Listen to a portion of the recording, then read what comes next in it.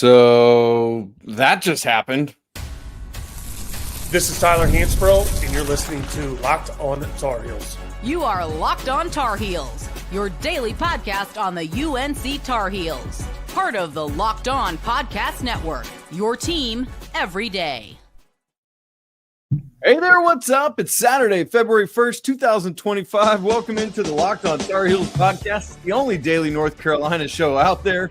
I'm your host, Isaac Schade. You're joining me at the place to get your Tar Heels content every single day. It's all part of the Locked On Podcast Network. Thanks so much for making us your first listen or watch right after what we call a basketball game that just happened. Special shout out to all the everydayers joining us, all the members of the Locked On Tar Heels Discord, and of course, our great insiders.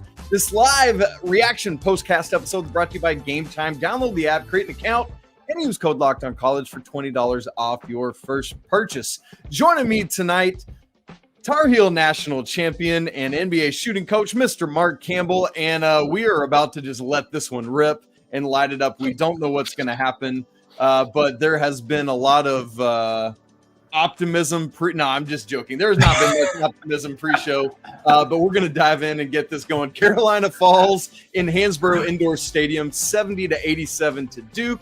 The Tar Heels are now 13-10 on the season, 6-5 in ACC play. They've now lost 4 out of 5 games, the one victory being the overtime win over Boston College. They're now 1-9 in quad 1 games, have fallen to 41st at Ken Palm. Obviously, we always say, is this a celebration or a therapy session? This is definitely a therapy session, or as my friend Brandon Mayberry told me on Twitter today, this might be a little bit more of a eulogy. We'll shout out all of Marc's great content later on in the show, but I'll just go ahead and say right now, make sure you check out Marc's content because it's phenomenal. We'll shout it out in more detail later. Marc, let's get right into this thing.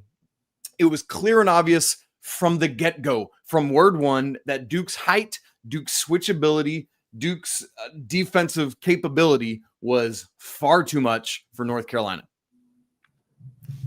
Every defense gives up something. Sure.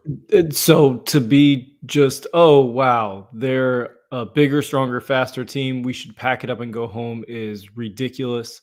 Every defense gives up something. It's about making sure that you're attacking that first layer that they give up.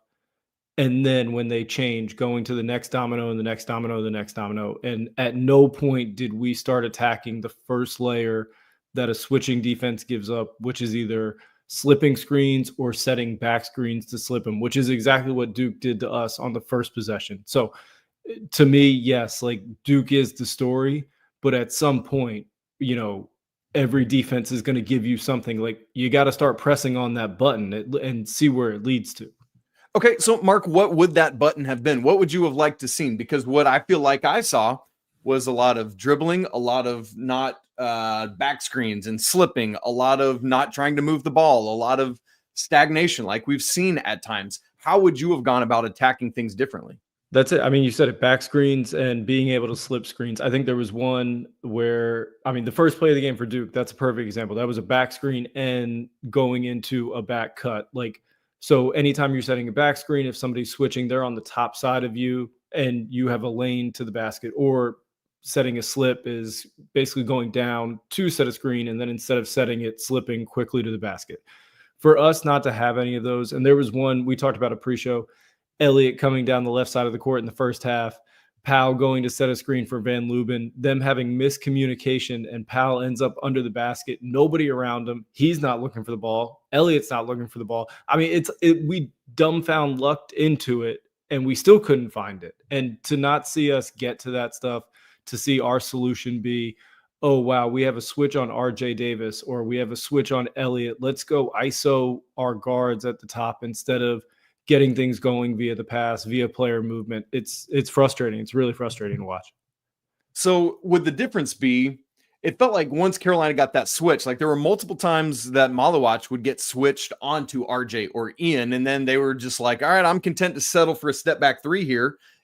Instead of, all right, we've got them in rotation, let's keep making it worse and then find something and exploit it. Is that what would have been a better way to go about it? Yeah, but even in that switch, we don't have them in rotation there. They've still Sure. kept the shell tight, and Malawak's really good on the ball. He's not Yeah. bad. I mean, this guy played in the Olympics. Like he plays for the national team. Like this guy isn't a chump on the ball. He knows exactly what he's doing. He knows to use his length. Like he's not going to let you get downhill on him. He's going to be able to contest any shot. We played into Duke's hands by doing that. They were like, "This is great, cool, no problem. You don't want to go with penetration. You want to shoot over our 7-2."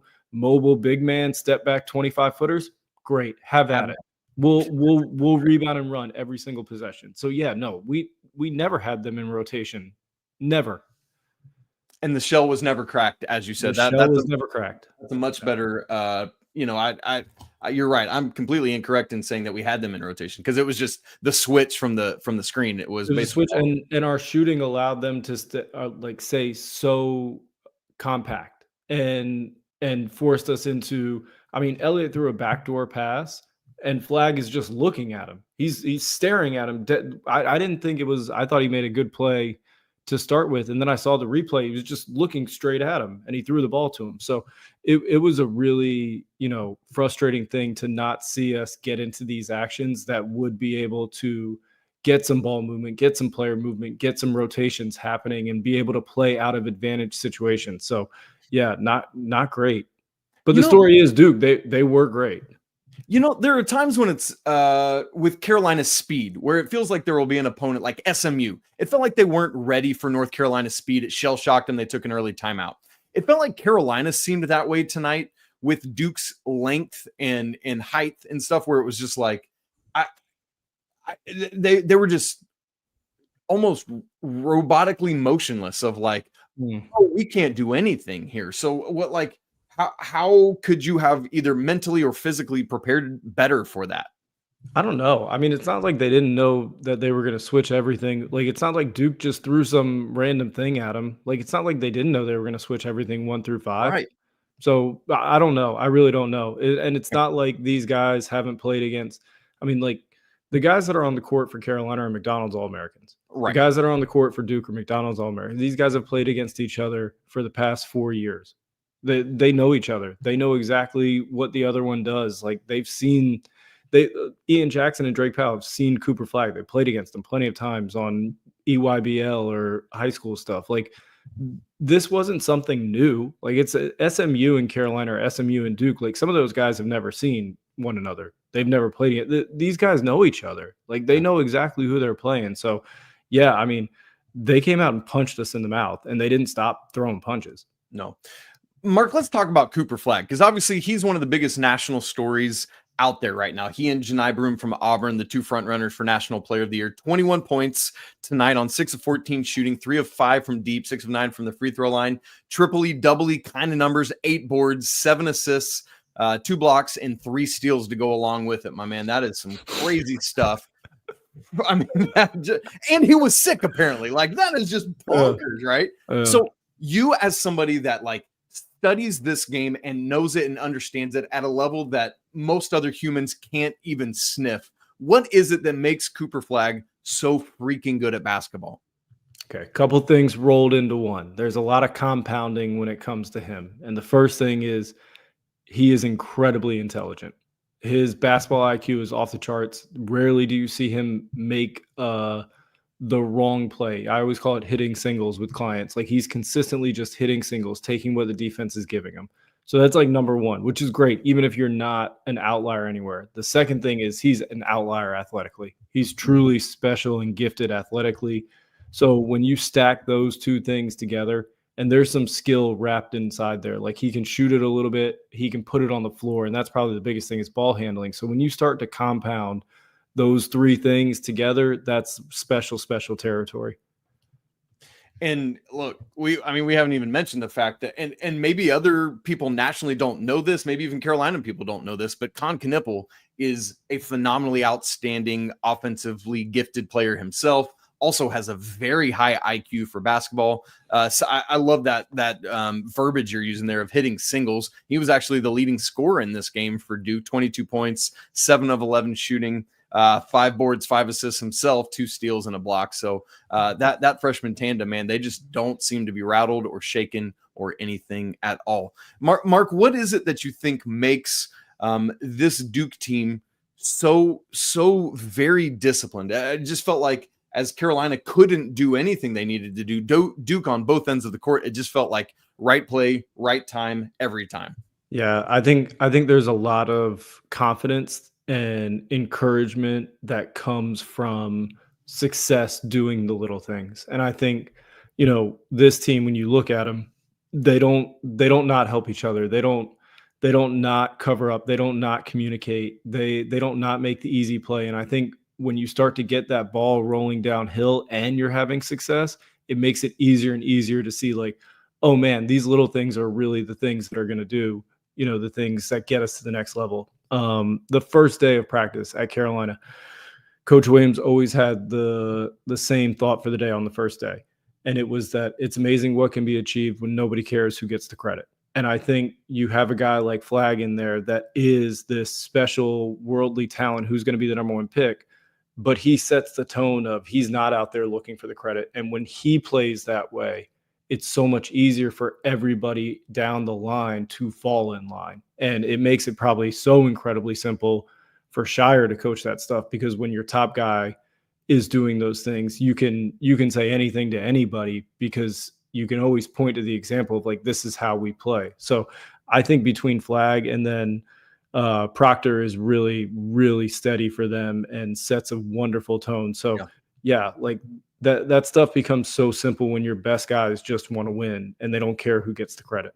And that feels like that type of thing is what sets this Duke team apart from, say, the 2018-19 team with Zion and RJ Barrett and Cam Reddish. There were times when it felt with that team like RJ Barrett didn't understand that Zion was otherworldly good and he would be the one trying to do everything, right? It's like, bro, you're helping us and we love it, but you're not helping your team win. And I feel like that is a differentiator between these two units. Yeah, there was one thing about Flagg today, and like this, we can talk about this as like UNC strategy, but also, highlight Flagg a little bit for whatever reason. If, and okay, so we're guarding him with Seth, right? And 5 times they went to post actions. They scored 14 points out of it. At no point did Cooper Flagg attempt a shot, but every single time we just brought a double. And when we talk about hitting singles for players and not caring who gets the credit, this is why it makes it easier to coach that team, because Cooper Flagg every single time just hit opposite, 3-ball drive, 3-ball. And so it makes it so simple. Now you can say like, hey, you know what, maybe guys, let's just see if he can score in the post one time. Like let's figure this out. But it doesn't matter what we were doing. He was willing to take the singles. And I think that makes it so much easier when you're coaching a team that's trying to win. Consequently, Duke goes a 50% from 3, 10 of 20 for the game. Yikes. Look, Mark, we need to talk about, we finally saw Carolina do some sort of wrinkle defensively. We saw some 2-3 zone. I believe there were 5 possessions of it, if I counted it up correctly. Plus, Carolina did have a little bit of a closing run, kind of spearheaded by Drake Powell. I want to talk about if and how that was important for Carolina going forward. We'll do all that coming up here in just a second.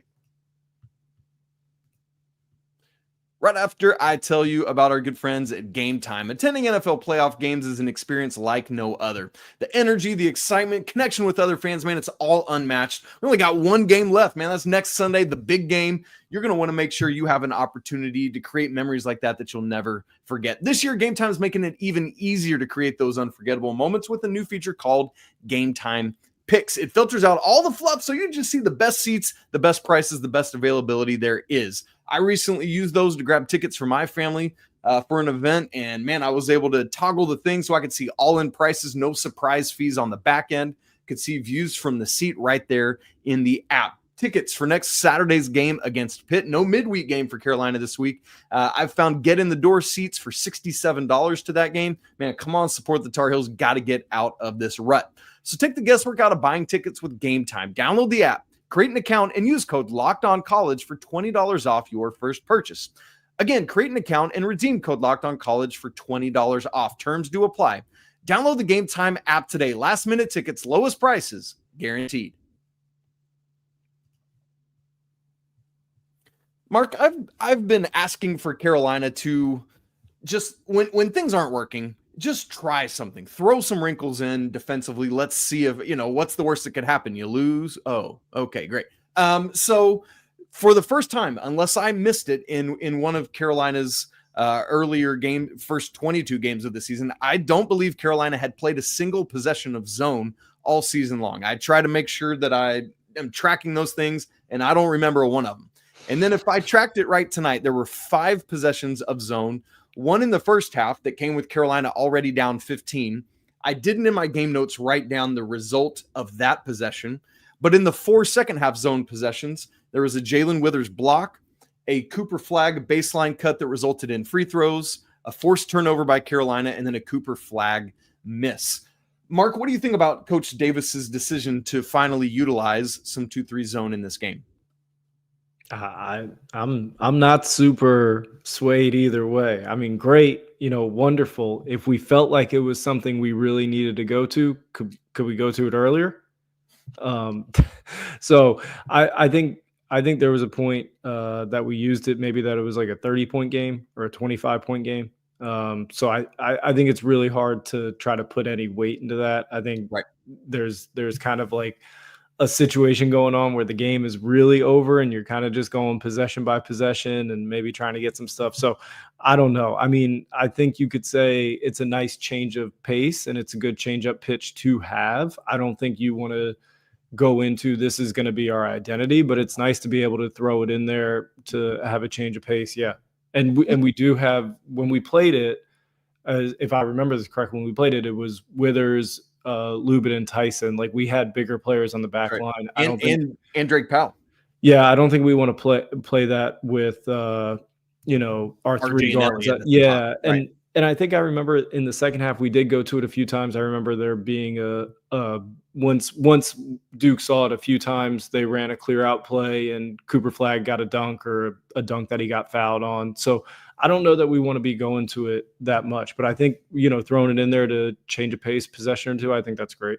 And that's what I've been advocating for, is not that it's like you've got to make this any kind of baseline defense or go to it consistently for multiple possessions at a time, but just to throw off the offense if you're struggling. There have been other teams Carolina has played where they've got, was it the Stanford game? They just threw in a 1-3-1 late. RJ commits a turnover, and it was one of Carolina's only 5 turnovers of the game, but it was a critical turnover. Yeah. That's more what I would like to see Carolina do. And as you said, finally we utilize it, but for the first time after the Tar Heels are already down 15 and then late in the second half. So, Mark, here's another thing.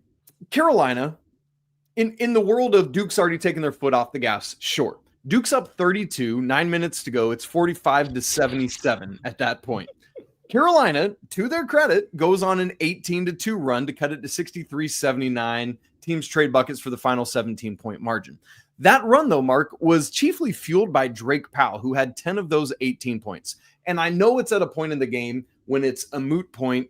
That run, ultimately, all it does is serve to make a beatdown seem a little less beatdowny, right? But how helpful is that for a freshman like Drake Powell to have moments like that to realize, like, oh, I can play with these guys, both going forward and thinking ahead to the second matchup with Duke?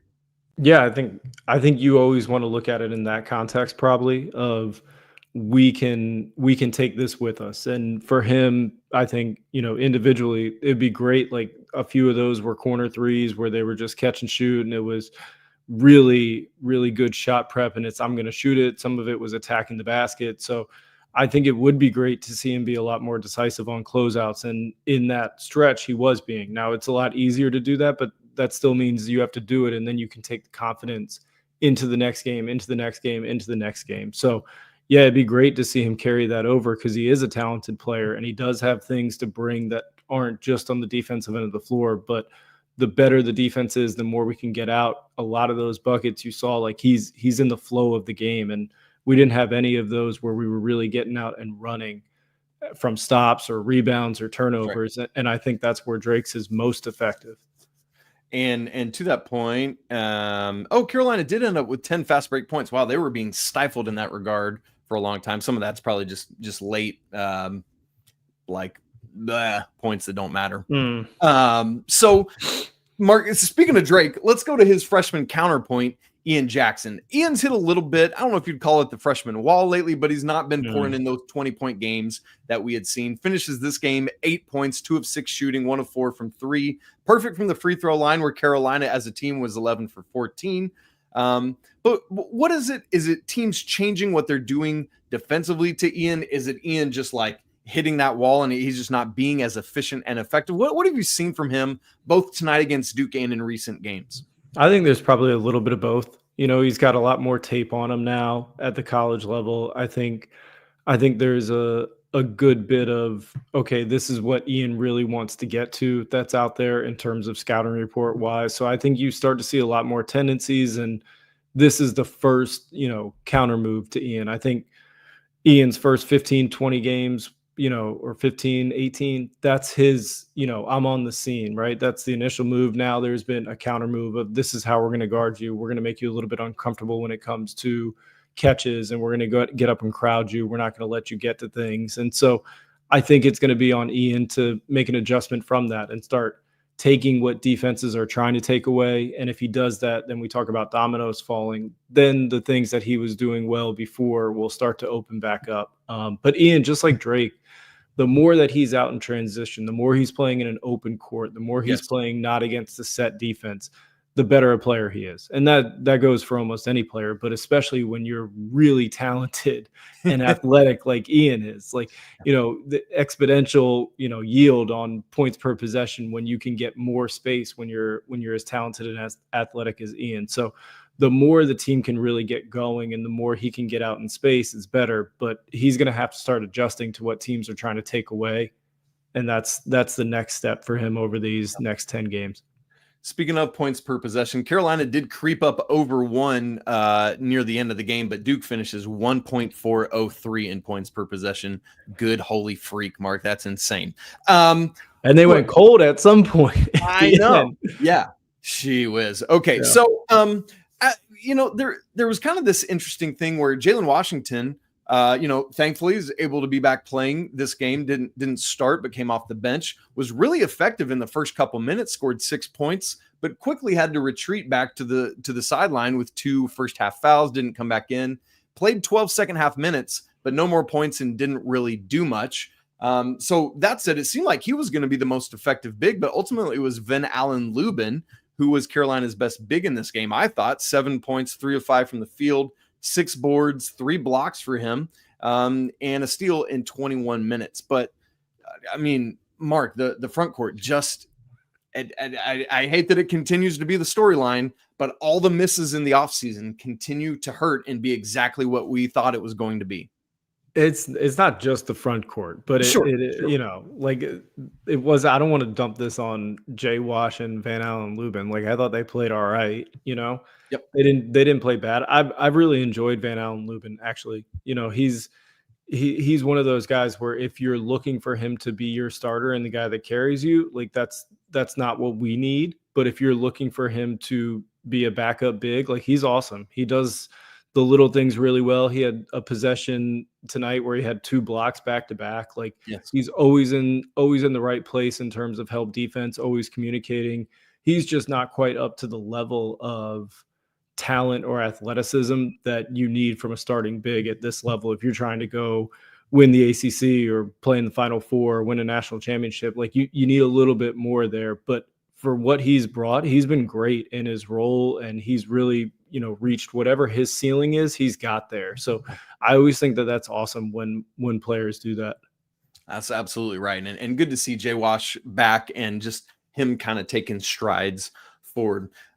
Mark, it feels like just about every game for Elliott Cadeau, it's either two first half fouls and he's on the bench, which he stayed away from in this game. Thank you. Way to go. The problem in this one was the other problem we often see lately. And you and I talked about this, I think, on our last time we were live together post game, was the negative assist to turnover ratio. Had 4 turnovers in the first 5-6 minutes of this game, finishes with 3 assists and 5 turnovers for Elliott. Did knock down a couple threes, finished with 8 points, but this is kind of funny for Elliott. 2 of 2 from 3 means he was 1 of 8 from 2, Mark. And that's tough for Elliott. I mean, he was taking a lot of low percentage shots, high difficulty.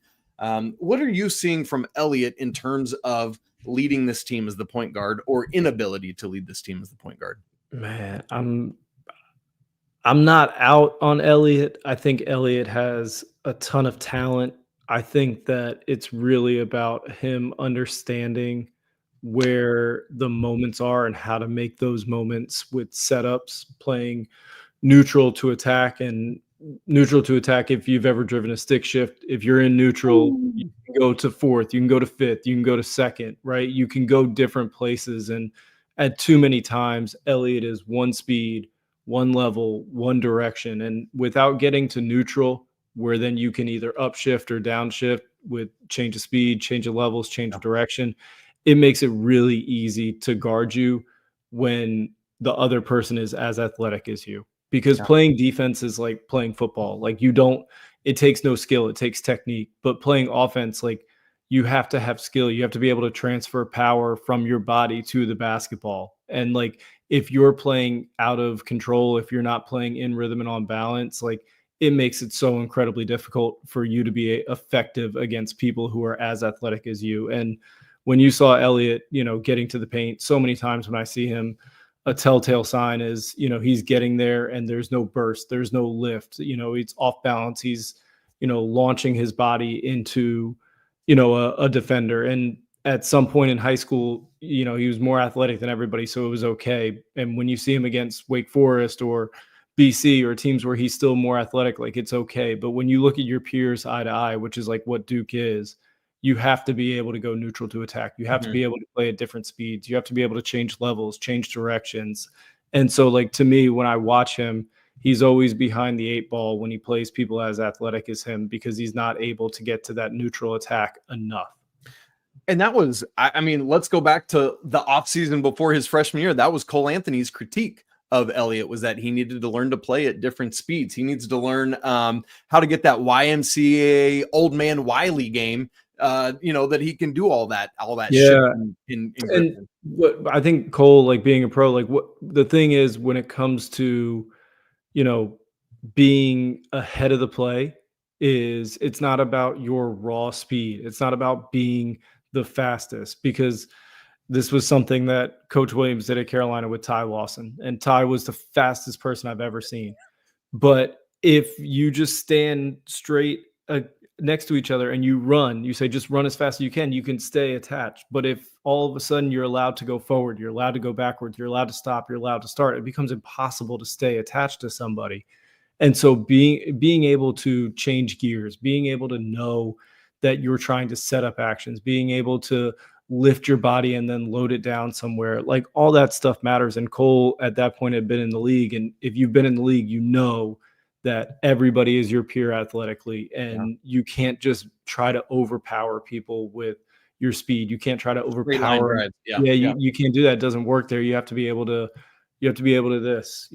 have a wave to you. You have to be able to neutral to attack, upshift, downshift. So yeah, it's tough because he does have the talent to do it and he's not doing it. And it's not just going to be something that happens like that. Like that takes a lot of hard work and it takes some self-awareness of like seeing what's happening. But it is tough to see him struggle like that because he does have the talent.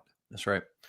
Well, hopefully he can continue to grow in those things. It feels like that's going to be tough to do in season. It's probably a off-season learning and growth opportunity for him. And we'll see what comes in between the 24-25 and 25-26 seasons. All right, Isaac Schade Marc Campbell with you here on a Saturday night post-game after Carolina gets throttled at Hansborough Indoor Stadium. We've got a whole bunch of comments going on over there, so we want to go see what kind of questions and thoughts we have from you all, and that's where we're headed next.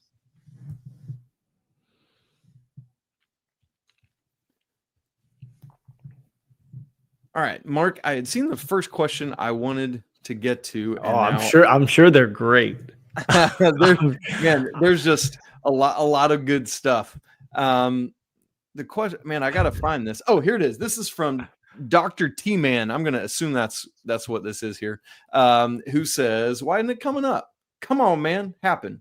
Anyway, Dr. T-Man says, and I'll try to. What up, Dr. T-Man? Hit us with it. There it is. Now we got it. Why won't Coach Hubert play J-Wash and Lubin together? And let me say, we saw some possessions tonight where we had Lubin and Jay Witt together, but we haven't seen much of Jay Wash and Lubin. Why is that, Mark Campbell? Man, what if we play them together? You can just guard us by sitting inside the paint. I mean, yeah, maybe it works, but our offense isn't built to have a double post big situation where we're gonna have one guy posting on the right block and one guy posting on the left block. I mean, I like both of them.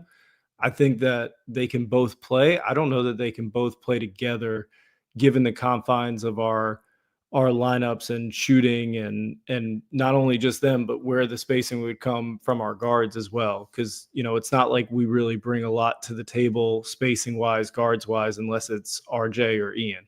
Yeah. And the shooting has just not been, if Carolina was a better 3-point shooting team, there's more that could happen. They just aren't. Sure. Yeah.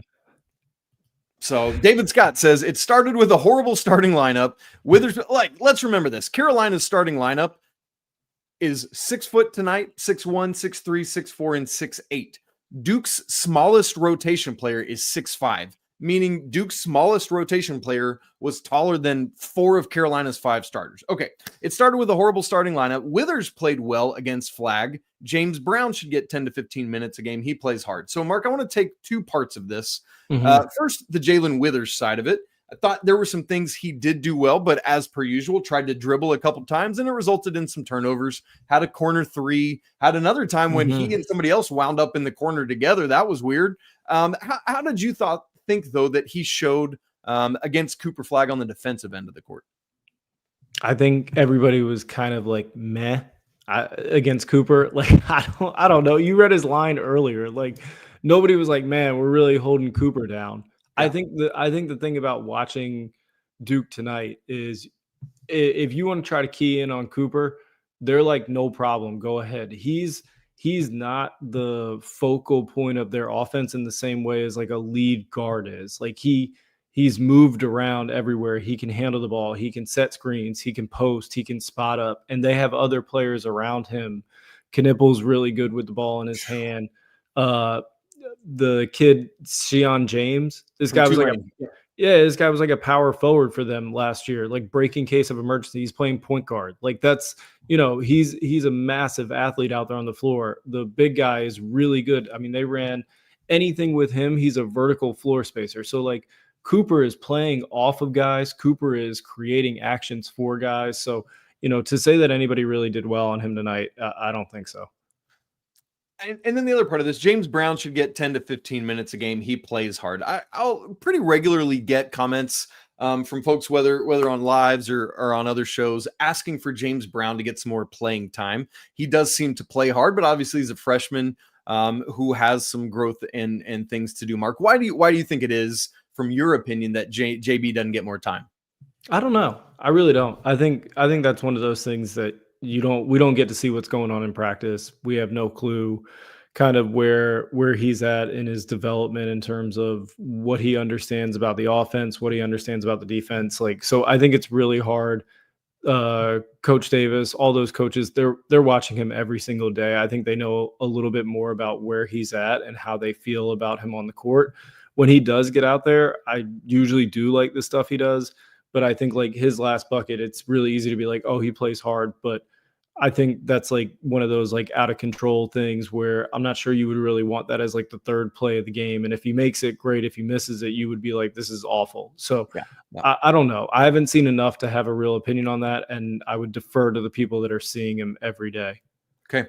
That's great. That's great insight from someone who's been inside those kind of moments. I just want to hear your thoughts on it. LC Zhang says, this has vibes from 2 years ago. I think we're talking there about the 23 team with Pete Nance and Lemon Oreos, the team that was offered an invite to the NIT. He said, people just taking turns going one-on-one, zero motion in the offense. So that was the year where, the year before RJ and Caleb, it really worked. This year in 23, it really seemed to not. Mark, do you see similarities between these two offenses? Do you agree with LC here or no? Yeah, I think there's a little bit of that going on. I think it doesn't have to go that way. I think there's been a lot from this team that has shown that they can play together, that they can do things. I think it's more about, getting to the point where we're consistently taking what the defense gives us and then playing from there. I think it is a little frustrating probably tonight to watch our strategy against, a switching defense to say, let's get, the big isolated and go one-on-one from the top of the key and take step backs consistently. I think that's probably really frustrating, would give like that vibe off. But I think we have enough in terms of connective tissue of the team to be able to like stick together here. I think it's about them, stringing a few things together, and we're going to see what they're made of in the next two here, and definitely over the next month. Like, we're going to see exactly what they're made of. Yeah, because they're still hosting Pitt a week from today, and then got to turn around and go to Clemson on Monday. Well, by the way, Clemson plays Duke next Saturday right before, so that's going to be really interesting. I think that's going to be a big deal. How we play those two games. I think that's going to tell us as people outside the walls. I think that's going to tell us exactly what we need to know about this team. And I think it's going to show in terms of not so much the result. And yes, we need to win both of those. There's no doubt about it. Those are both must wins.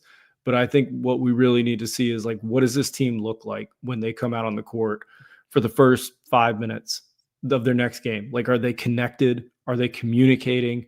Are they the ones that hit first? Like, I think we need to see that. And that's going to tell us, is this team still together, or have they packed it in? Yeah. And look, part of the thing there is they've got 6 pretty winnable games after that. And so if they could get those two, then you could go on a little run ahead of the regular season finale against Duke. The problem right now is that the loss to Stanford, the loss at Wake, those are the things that have made what's happening right now all the more critical. M. Barnes says size is one thing, which we were talking about Carolina's lack of sizes compared to Duke, but heart and leadership are the biggest things missing from this team. Mark, you agree with that? It's funny. My wife was watching this in between, putting our baby down and being up, and she said something at the end. She goes, "It's funny. I see the Duke team, and I know that number 2 and number 5 are like the leaders of that team. Like, it's very obvious." She was like, "Who's our leader?" She was like, I don't see anybody." And it's like, it's one of those things where it doesn't matter who's watching it. There's a point where you can see, like, Proctor and Flagg are the people that are controlling what's going. They're infectious when it comes to, this is who we are as a team. Like, you don't see that from our guys. And it is something that really pops off the screen. And it is something that needs to change if they're going to make a run and be better than what we've seen so far.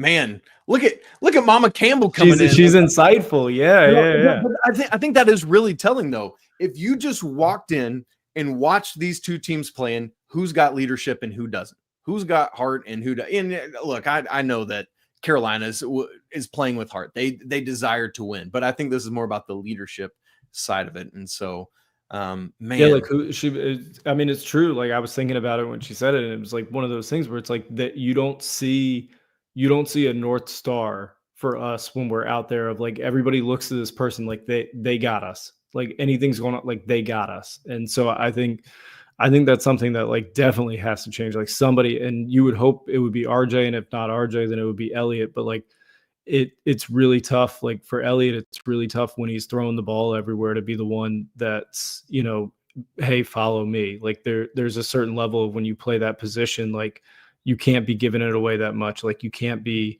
out of control. Like, it makes it difficult to be the one to say, like, hey, no, I got us, follow me. Yeah. Mark, last thing, and then we'll get out of here. Rob, our buddy who hops in regularly, says, when UNC did get out in transition, they were really good. And I had seen one of his comments earlier that was like, but they just weren't able to get out enough and do it. Obviously, this is where Carolina's kind of offensive bread is buttered this year. They're not as effective in half court, but really good when they get out in transition. Was Duke just exhibiting good transition D tonight? What was it that stopped the Tar Heels from being able to get out and go?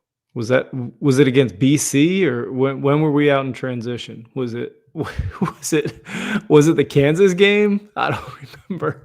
No, you got to get a stop to get out in transition. Like, you got to get a turnover. Like, we gave anything they wanted. It was truly, if you're taking the ball out every single time, it makes it really difficult to get out in transition and to want to run. Yeah, you want to run. Like UNC is it's a hallmark of like get it out and run. Even after a make, we want to push the ball down the court. But like at some point when that's it every single time and you're just coming up against a set defense, makes it really difficult to do that. So like, yeah, if you don't get stops, if you don't get turnovers, if you don't get those easy ones going, makes it difficult to get that juice going.